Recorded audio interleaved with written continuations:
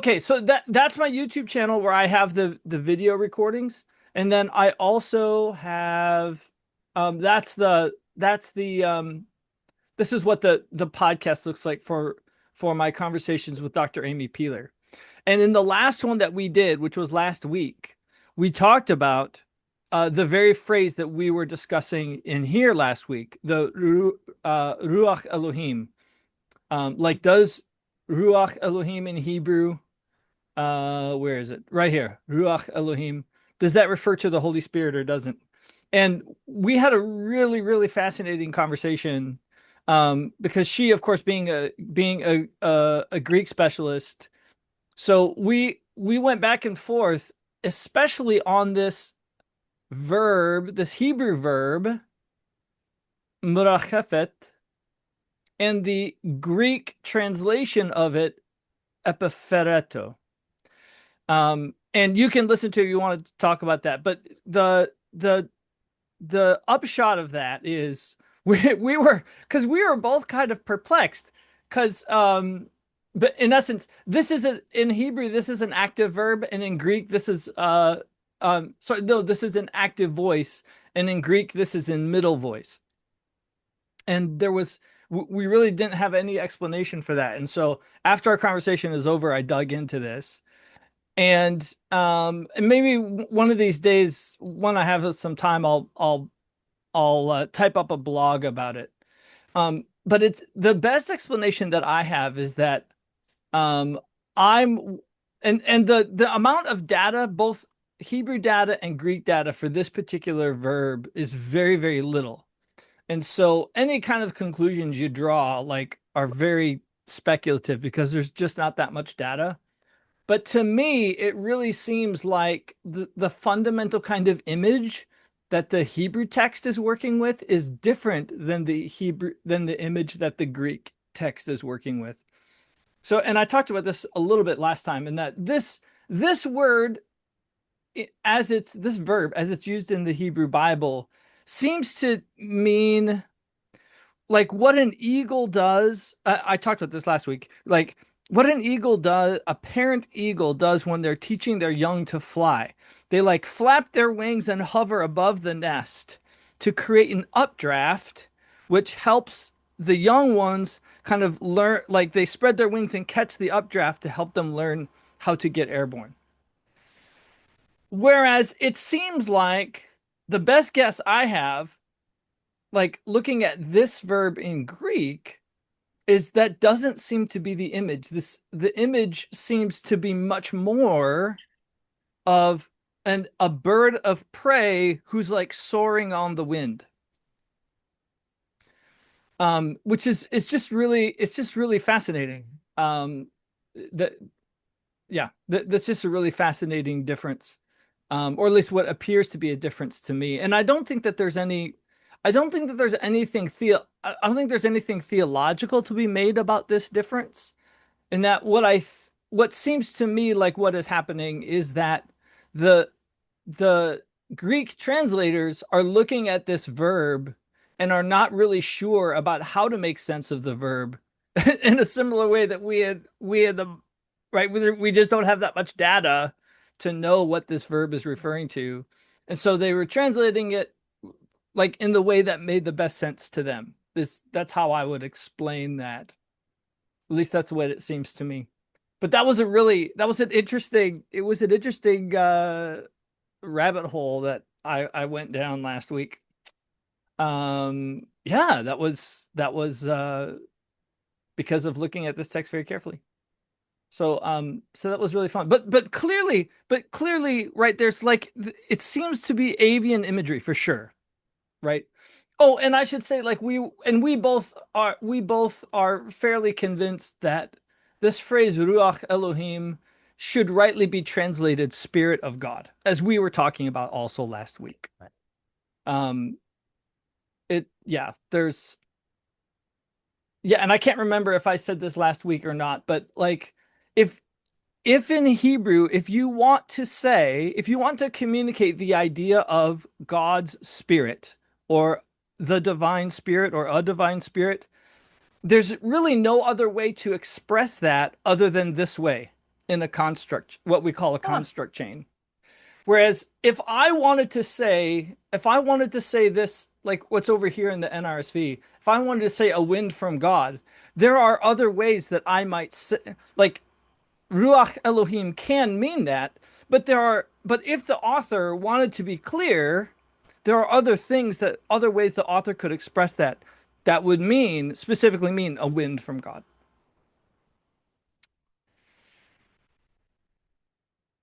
Any questions or comments about that? That's just kind of following up from what we talked about last week.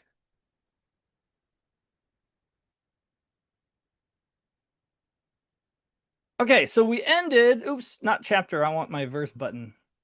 There we go. So we ended last week. We read verse 3, and we ended it just kind of brainstorming what are some of the options in terms of what kind of light that is being referenced here. And we had in like 30 seconds, we had come up with like 5 different ideas, right? Of what kind of light is this that's being referred to here. Okay, so I'm going to read this again, and we'll pick up here with verse 3. Vayomer Elohim Yehi Or, Vayhi Or. And God said, "Let there be light," and there was light. Okay, so and we had talked a little bit about that. This what I'm highlighting right here, this verb, this is the verb to be in Hebrew. And the verb to be can take a stative meaning or an active meaning. And I was saying that I take it to have an active meaning here. And the reason why I take it to have an active meaning here, let me back up. Meaning that like what the verb seems to be indicating is that there was no light, right? Prior to verse 3, there is no light. And we get God's speech. And then at this moment, right, in this sentence, light exists now. And that's what this verb is indicating, right? It's like the coming into existence of this physical substance, light. And the fundamental reason why I conclude that is because as we keep going in this creation narrative, this seems to be the way that the author is referring, or the way that the author is describing things coming into existence. So when the author wants to say that God speaks and then something that didn't exist before now comes into existence, this is the way the author does it. And this is important because, as we're going to see, when there are things that already exist, they just come into the field of view, but not like things that are already. Let me back up. When the author wants to talk about things that already exist but are just coming into view, the author has different ways of saying it. Go ahead, Maddie. So there's two words in that verse Yep. that mean "let there be" or Yep. whatever, however you want. The Yehi or, Yep. which is "let Yep. there be," and Va Yes. Yehi or. Yep. So Exactly. what's the difference between what's the Va doing in front of?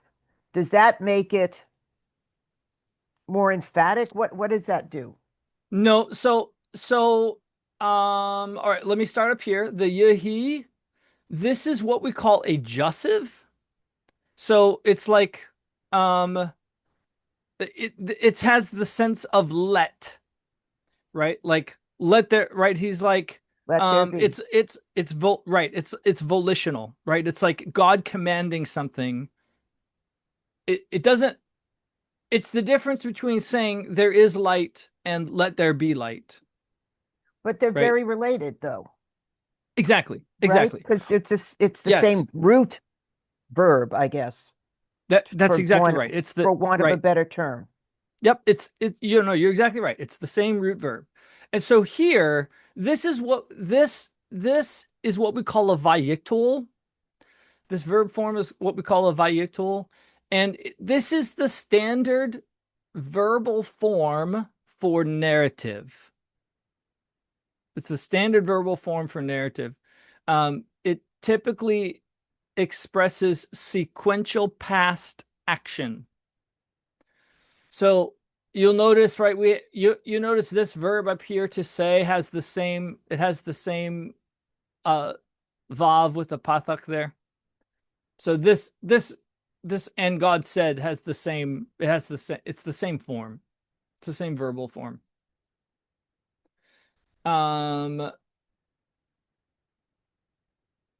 So this is right up here. This is God's speech. Yehi or, this is God saying, "Let there be light." And now the author is telling us what happened when God spoke. Light came into existence.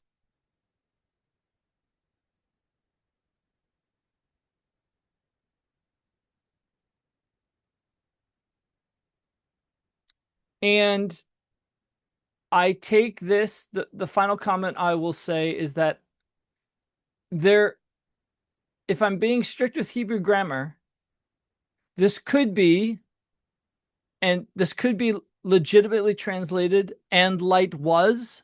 In other words, where light is the subject of the verb. Or it could be translated, "and there was light," where you have an impersonal subject and light is the object of the verb. And I take it as the latter. This verb of to be in Hebrew has an impersonal subject. So there was, and then light is the object of that verb. As you can see, right, the KJV translates it that way, the NIV translates it that way, the NRSV translates it that way. As opposed to And, light is, which is or light was, right? Or light became. was. That the Yes. light is the Yep. subject. And there is it right, and there is a contextual reason for this, but we have to get lower down in the chapter before we see it. Okay. But this is standard biblical or standard Hebrew grammar.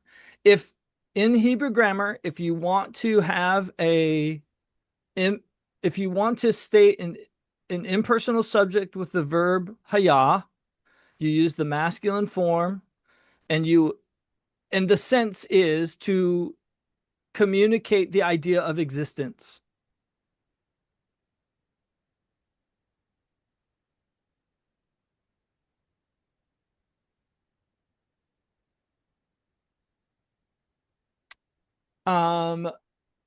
Okay, so now the issue about what kind of light this is, the first thing I will say is that we don't get any clues from the nature of this verb, Hebrew verb itself.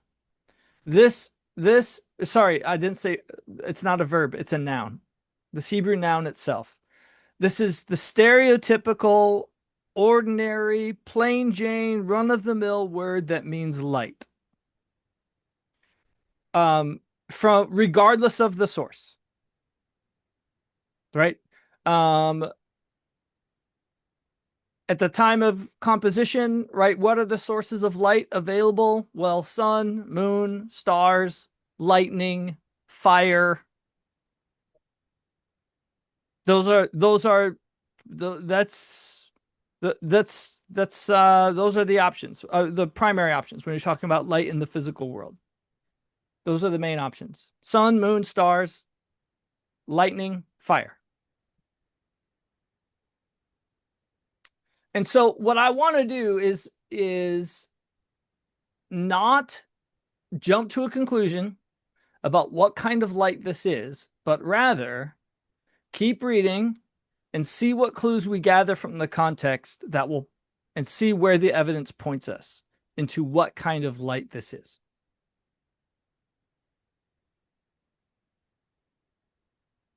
Oh, it could be light from God. It could be light from God. There are some instances in the Hebrew Bible where the authors talk about light coming from God. So that would be a legitimate option.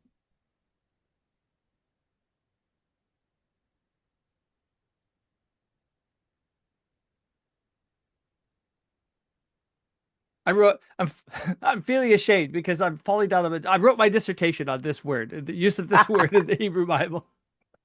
Like, uh okay. Um But that would make okay. sense, wouldn't it? Light from God, because theoretically nothing is existing yet.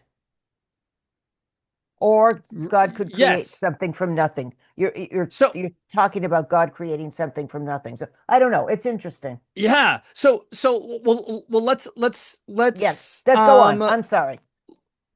I didn't mean to let's interrupt. entertain that possibility for a moment. What would be We already have an argument for it not being light from God. What would be the argument that we have seen that this is not light that comes from God? Well, because this is light that has a definite starting point, right? This is a Right. right. This light, whatever it is that's referred to in Genesis 1:3, definitely is created, right? Like the author leaves us no other options. So if this is light that comes from God, did God just like right? Did God just like somehow uncover himself? Right? Like like the light was there before and then all of a sudden now it's visible, but that doesn't seem to cohere with the use of the haya verb here, right? Like nor does it seem to fit with this notion of darkness, right? Like darkness was there, which would seem to imply there is no light. So the I'm not saying it's impossible that this light comes from God. I'm only saying that right, it seems very clear. The author seems to be very clear that this light is distinct from God and in a specific way, and that this light is created, whereas this author seems to assume that God is fundamentally not created, right? God is already there when the narrative starts. So this is a good case study because this is the kind of thing, right? As we go through, these are the kinds of clues that we're going to be looking for in the local context to help us try to discern the answer.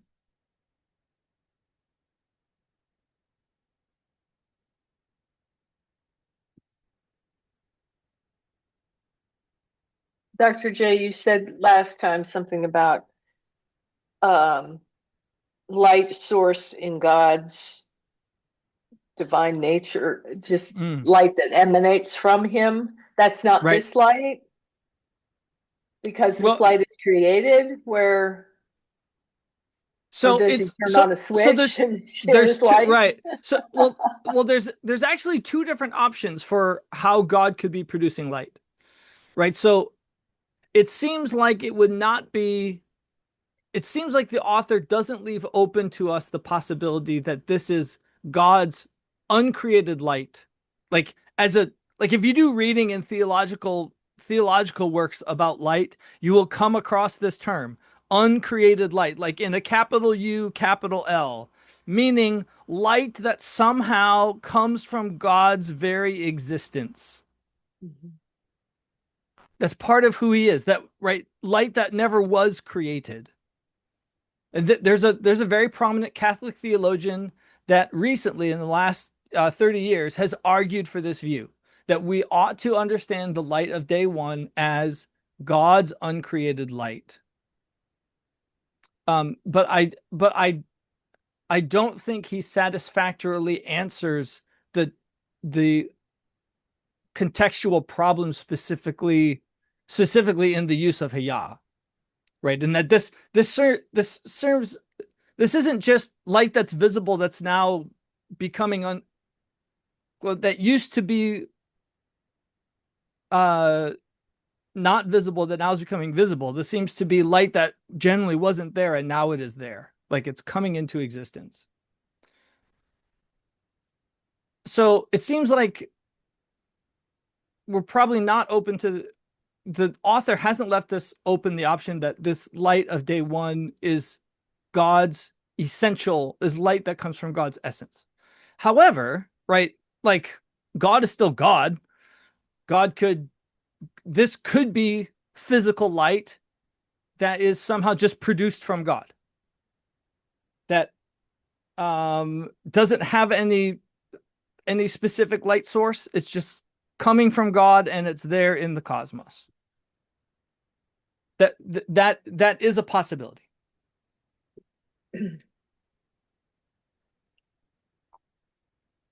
What's very interesting to me is that as a general rule, well, no, not, I'm not going to say as a general rule, that's too strong.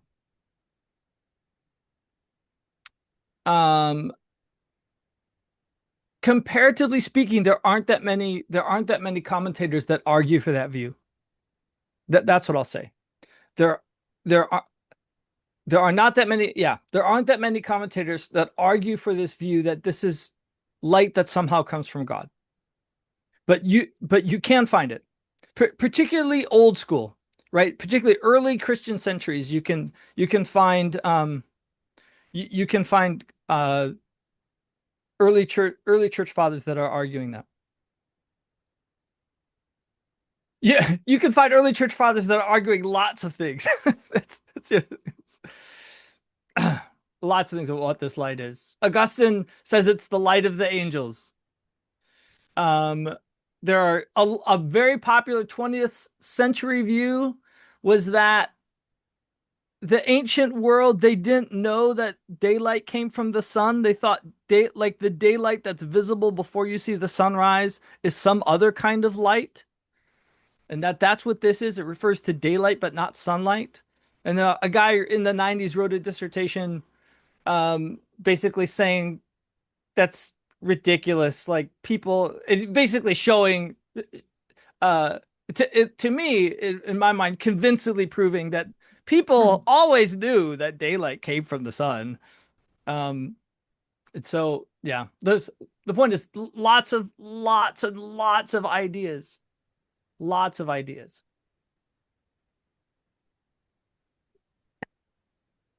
Oh, Carmen, go ahead. Could it be? Because I also agree that, it's not very charitable to think that people a long time ago didn't realize that the Right. sun and light, were together. But I Right. do wonder if people just sort of had more of an association and didn't have, because of course they didn't have the like physics view that we have of light. And so Yes. for them, it could have just been that they, it's almost like the sun is living in light. It's like they're together, but Mm. not necessarily that there's this that the light is coming from the sun or emanating from the sun. Maybe, but I can see how if I try to take away all of my modern science, it would be easier to just look at light and daytime being I don't know, like a media or like a place or some, this idea, because we're going to see in a few paragraphs down that he's creating the sun, moon, and stars to like live in this place where the light is. And so it's almost like it's a realm and not a thing, Yes. you know? Yes. So yes. So this is all. That's also a view, a way that commentators and scholars have tried to argue this too, of that this kind of light doesn't have any particular source. It's like ethereal. And then when God creates the sun, moon, and stars on day 4, then like this light becomes like placed in the object of the sun, right? Like now the sun is taking over like the light giving job, right? Of like some ethereal light that just was there in the right? Like in the ether. Yeah, and that is also a view that has been championed. Yeah, it's really fascinating, and it should be noted. We should be. I think we did mention this last time. Like the reason why this is an issue is because the sun isn't around yet, right? Like if if if we if if this sentence read and God said, "Let there be the sun," and there was light, we would have no problems, right? It's like you could you could replace that one word in the narrative and all of the logical problems are solved, right? It's like, oh yeah, he God made the sun produces light, and it acts just like the light in all the rest of chapter one. Yeah. Does that make sense? What I'm saying? It does. And I do think Yeah. it's interesting, even, with the modern physics that we have. To me, I actually have less of a problem with this than I think some people do, because it's like there is light apart from the sun. Like light is energy. This Mm. can be like from a modern lens, you're like, God's making energy, but it doesn't mean that he's made our sun yet. So Yes. but I know that's reading into the text what the original people would not have been considering. Right. Yes. Oh, and which is Karma brings up another option, which not so many people have argued, but I have seen some authors talk about this of like maybe it's some other kind of light, like non-visible light, right? It's like, you know, ultraviolet light or you know what I mean? Like other kinds of light that are outside of our typical visible spectrum like what we see. The problem with that view is, well, how likely is it that an ancient Hebrew author, that's what they mean when they use this term? Okay.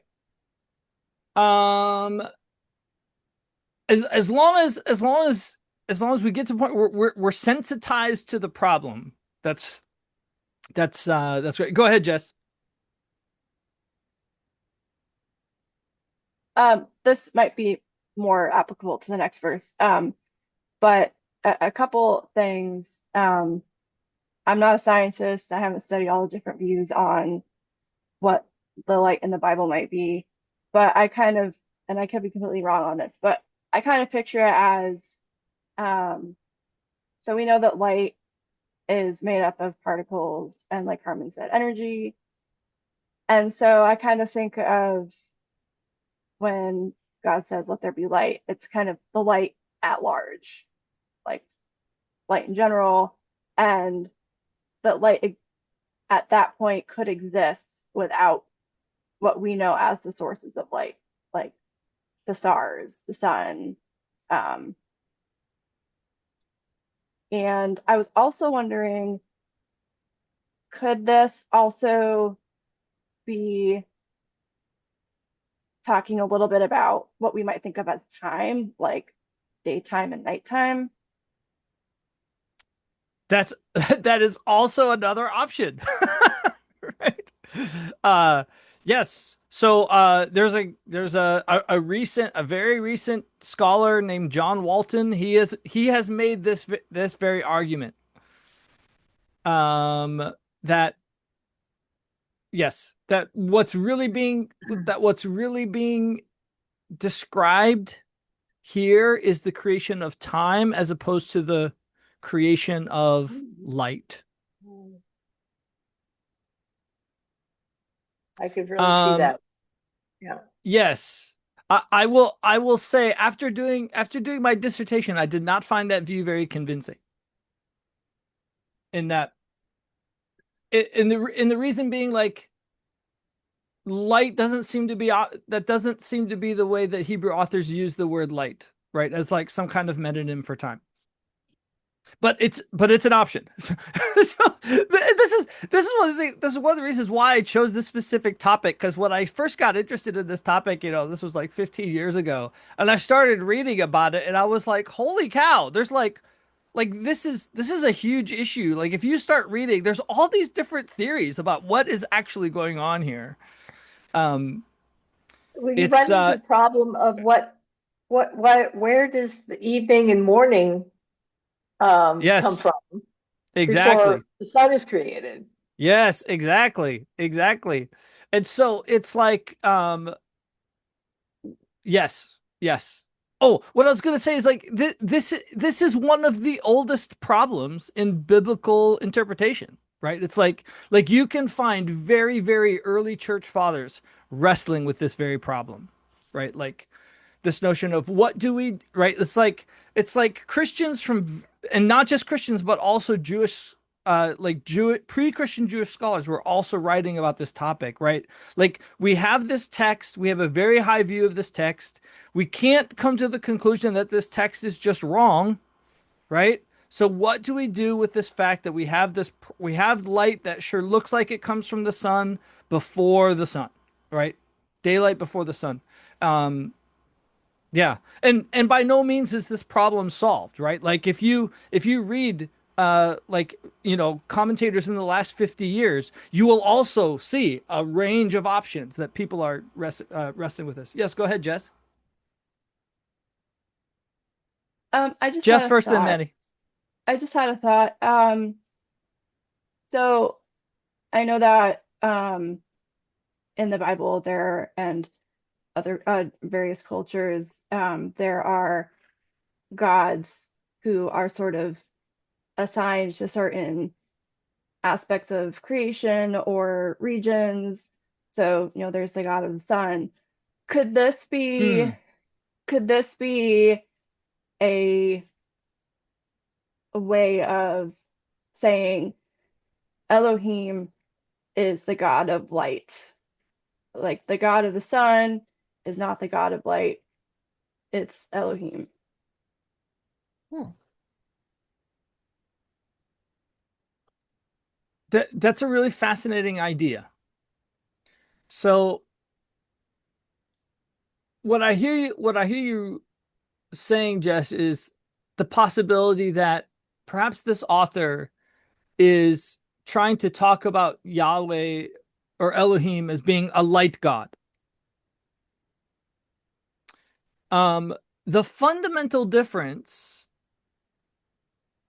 but the fundamental like difference that I would see between saying that and saying like Ra is the sun god, right, in Egypt, or Ishtar is the moon god in um Akkadian, is that it doesn't like when you read other ancient Near Eastern documents, it seems like that the deity is somehow connected with that particular object. And it surely seems here that the right, it's like if there's one thing that the author seems to be definitively saying here, is that light is created and God is not. So that there's a fundamental ontological distinction between those two entities, right? Like Yeah. that's I think that's the I think that's the hurdle, Jess, right? It's like it seems like that kind of perspective would seem to fit here, except for like the author doesn't seem to leave us that possibility, right? That this light is indeed fundamentally different from God in a way that we can't say about the sun and Ra or about the moon and Ishtar. Maddie? I'm thinking about that. I was just going to say that if we're talking about what Jess was saying, that the light is just generalized light, that would make the next step of dividing the light from the dark kind of reasonable, because that would be your next step. And we're narrowing down from light in general to dividing the light from the dark to coming down to the sun eventually. I just, Say that one more time. Say that one more time. if the light that is created in the second verse or the third verse is just light in general, that doesn't have its Yes. focus anywhere. Yes. And the next step is, okay, now we're going to divide the light from the darkness and make day and Yes. night. And then the next step, well, it's not the next step, but then ultimately, then we go to waters, but ultimately we go to the sun. So that it's Yes. starting huge and funneling down Yes. to smaller. Sun is not very small, but relatively speaking. Yep. I don't know if No, that makes any. I hear what you're saying, right? Like what I hear you, the idea I hear you interacting with is that perhaps when we're talking about God creating light on day one, that it's just light as a phenomenon, right? Yeah. It doesn't have to be sourced in any one particular thing. Yeah, that's It's what just Jess was saying, I think. Jess, is that right? Is that what you were saying? Wasn't that what you were saying? I'm sorry, I was typing out a response to Oh, Carmen's I'm question. sorry. I'm sorry. Oh. I was a little distracted. No, I was about to ask that question. So if you want to type your response, by all means, type your response. Then we'll see, because I was about to follow up on that. Oh, I guess I could Go- just say it. Yeah, I Okay, guess go for it. it kind of is more of a general question, I guess, that could one purpose of this creation narrative be to show that Elohim, Yahweh, the one true God, is the God over everything, all created things. So undoubtedly, I would say yes. As in, I think the entire narrative Yeah. is indicating that.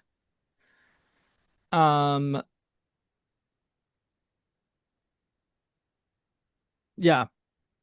Yes. Um, I think what I would say is that the narrator seems deeply invested in this idea that the light that we observe in our cosmos, right? Like it's fundamentally under the control of God because God created it. Does that make sense, right? It's like there, which kind of presumes that there's something special about light, right? There's something about this particular thing, right? Again, because the author doesn't, right, like it's like it's an unnecessary step, right? The author could just say, God said, let there be the sun, and it would all work. But the fact that we have light being separated out from the sun, and this author specifically saying light is created, right, under the specific, like, by the divine fiat, fiat meaning the command, right, by the command of God. There's something unique about this particular thing in the cosmos. Well, I think all these things in the first 3 days are like very necessary for human flourishing. I mean, Yes. it's like Yes. we can't, the Waterworld movie aside, it's like we can't live without the land. We can't live Yes. without the light. We can't live without the plant. Yes. Like Yes. this is this is necessary for us to survive. And so Yes. that's also, I Yes. think, why it's deified, like that's why that cultures have deified light and sun and all these other things, because we know that they're important to our survival. Yes. Fundamentally tied to our existence. Yes, and our survival. Yes. That's well put, Karen. I don't want to cut anyone off. Any other comments?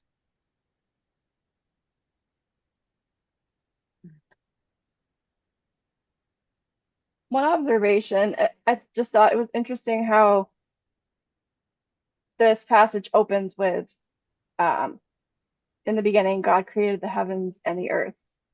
And the first thing that we see being created is light. Yes. We don't see anything about the heavens or the earth yet. We get light first thing. We do, well, we kind of have we do have a reference to edits. Right. We do have a reference Yeah. to edits. But yes, It's there. there is going to be something. There is going to be something that God will specifically call edits, and that hasn't happened yet. You're exactly right. You're exactly Right. right. Yeah. Speaking of God saying, God's like speaking Yes. something into creation. Yes, the specific, yes, the specific naming. Okay, good. All right. So as best you can, right, as we keep going through this story, right, try to hold kind of all of that discussion that we've had for the last 30 minutes, right? Try your best to hold all of that in view, right? It's like that we have all of these options, and we have these kind of contextual, right? All these options are under pressure from the contextual clues that we get as we keep going. Does that did that make sense as I just said it? It's like imagine if we have this cloud of options as to what light might be. And as we keep going, those options are going to be under pressure from the contextual clues, like the additional information that we get as we keep moving forward. Okay.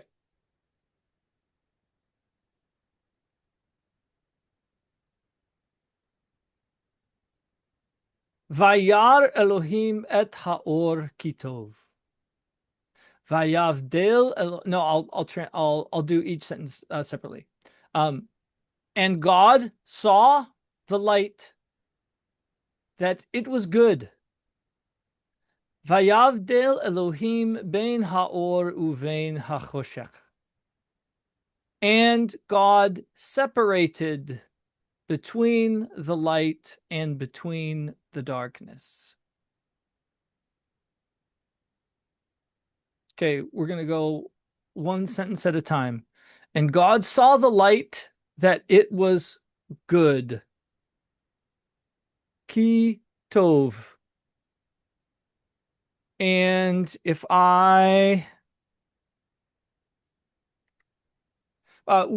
we've talked in here about the fact that the verb to be, there's my red dot there.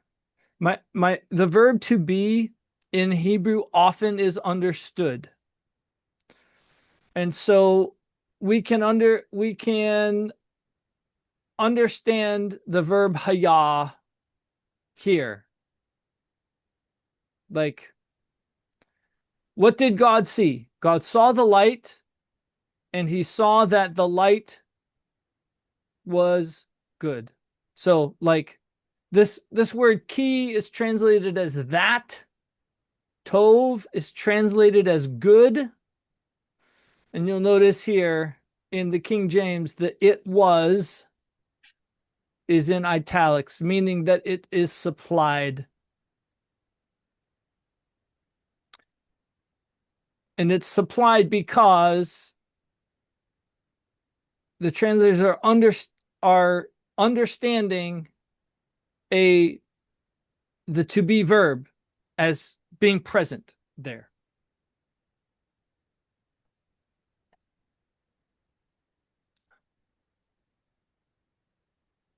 Which is how we get it was good from that, or that it was good from Kitov.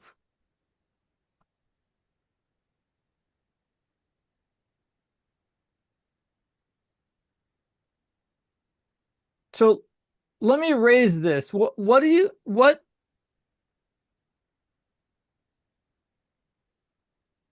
because okay, so God seeing the light, this seems pretty straightforward. Right? It's kind of sorry, Maddie, you have your hand up. Go ahead. That's okay. That's okay. Nothing Okay. earth shaking. Okay. Go ahead, and I'll. Okay, so this right, so this sentence, this clause seems pretty straightforward. God saw the light. It's kind of like, well, duh, of course, right? Ki tov, that it was good. What does that mean? Okay, that's what I was going to look at. The Yeah. word tov is good. So I looked it up in the Yes. uh, lexicon, Yep. and it's good, good, pleasant, pleasing, goodness, well-being, Yes. happiness. I mean, depending on what part of speech you're looking at. It seems to me that's a mild word for what just happened. That's so fascinating. Yeah. I might be coming from the perspective of American excess or something. I mean, that would Oh, be right, right, right, fabulous. That would be right. wonderful. That would be incredible. But Yes. good. It's just Yes. okay. That's mildly putting it, you know? What that makes me think of is the line from the the the story of um, the the shepherd. Instead of a sheepdog, he has a pig, Oh, I and haven't heard this and he story. and um, It's this bait. is a great movie. I can't remember the title of it. But he's the he's complimenting the pig on herding his sheep well, and he says, "Good pig." So it's a very but it's super understated. The guy's Yes. old Yes. school shepherd and good pig. Yes. I'm just so Yes. yeah. When we would say some, wow, that's really amazing. Yes. So, yeah, so Maddie is right that this word tov, it's like it's I mean, the word good in English is a pretty good cognate because good in English can mean all kinds of different things, right? Like and tov also is the same way, right? It's like the very generic Hebrew word for good. Um Often it's used in either a moral or emotional sense, but it can be broader. It can be broader even than those two senses. But those are kind of primary, right? Like often you have tov as a contrast to ra, which would be like the colloquial word for being bad, right? Which can mean like morally bad, like evil, but it also can just mean like emotionally unpleasant, right? Um, so what other kinds of what It's when you oh go ahead, Maddie, go ahead. I was going to say it's interesting that you said to include a hint of morality into that the light that was created was morally good is interesting thought. Yeah, yeah. Where I was going with this is when right now today, 21st century America, when you read this statement, God saw the light that it was good. Like, what are the questions that what are the questions that come to mind? I'm curious if God is thinking of, he's thinking of his full plan for creation, and he's thinking that light will be good for, mankind, for the animals, for the creation going forward, that it's pleasing to him to see, but it will also be pleasing and create good and well-being for the creation that he has presumably in mind that he hasn't executed yet. Um, Ooh, I like that. So I like you. I hear you raising kind of two things simultaneously there, Melina.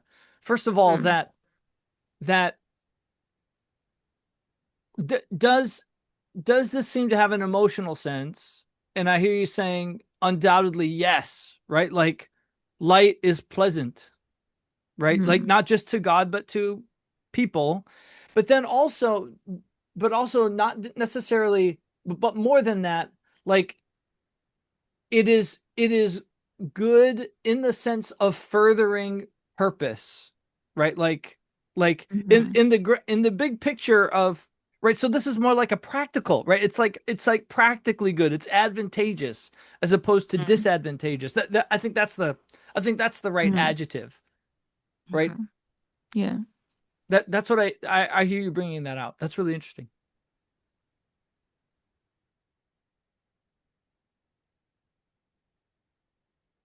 What about this sense of moral goodness?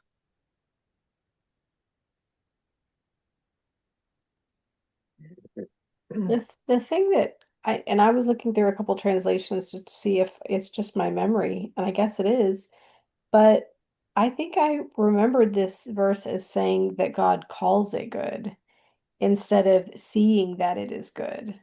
And the difference between that of God's not like he's not mm, it feels passive in a way, like he's seeing that it is good Mm, instead of saying that it is so. I mean, like he was very active in creating the light, but it's passive in that he sees that it's good. And this is, I don't remember that, even though I've read this, mm, I don't know how many times. yes, yes. Yes. Which is this is also a valid question of, is this statement of Kitov, is this describing light, like the quality of light somehow? Or is this describing the quality of God's seeing? That that's I hear that, I hear you raising that issue, Carmen, in what you're saying. Or Is or God being satisfied with what God has done. This was good. oh This yes, was this was a or good referring to, start.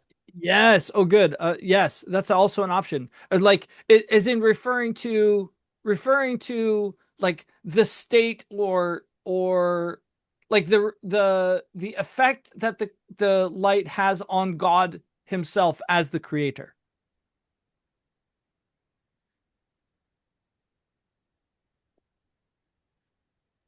Yes, that's really interesting.